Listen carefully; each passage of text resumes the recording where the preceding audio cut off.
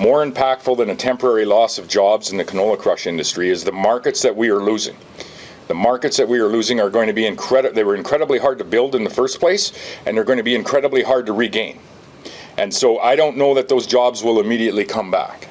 This is the reason that I ask Prime Minister Designate Carney to reach out, make his first engagement with the government of China to find a way through these very, very disastrous counter tariffs that have been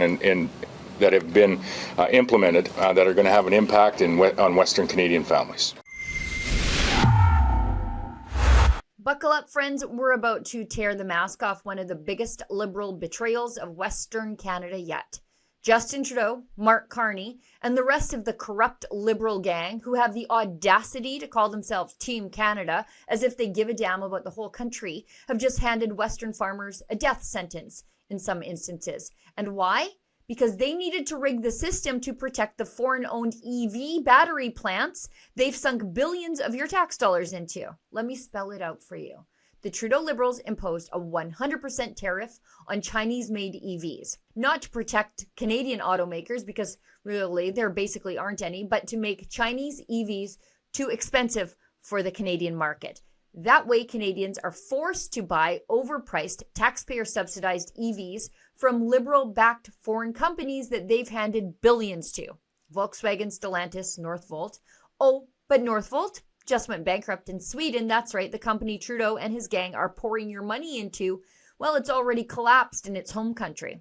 So, China retaliated against Trudeau's tariffs, slapping a 100% tariff on Canadian canola. So, to summarize, while Liberal-backed foreign-owned megacorporations in Ontario and Quebec get billions of dollars in taxpayer handouts, Western farmers are left holding the bag. Oh, and what's the cost? Just a little thing called Canada's biggest agricultural export. And this isn't about seed oils. We all have our thoughts on those. Canola is a made-in-Canada success story.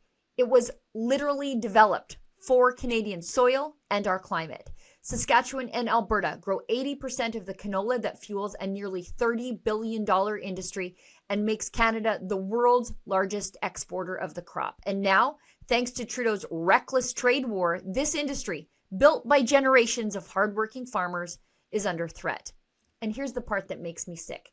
Trudeau and his cronies don't care. They don't care about family farms in the prairies. They don't care about lost livelihoods. They don't care that their vote-buying scheme in Ontario and Quebec is crippling Western agriculture.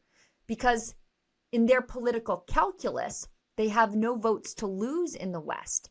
Let's be very clear about what's happening here. The Liberals are forcing Canadians to buy overpriced, subsidized EVs from their hand-picked foreign-owned plants while sacrificing Western Canadian farmers to a Chinese trade war.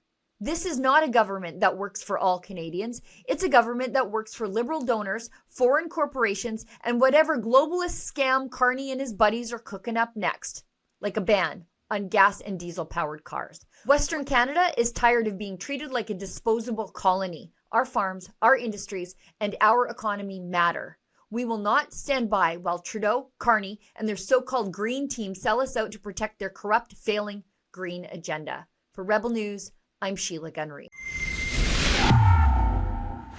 Western Canadian farmers are being sacrificed on the bonfire of Trudeau and now Carney's big green agenda.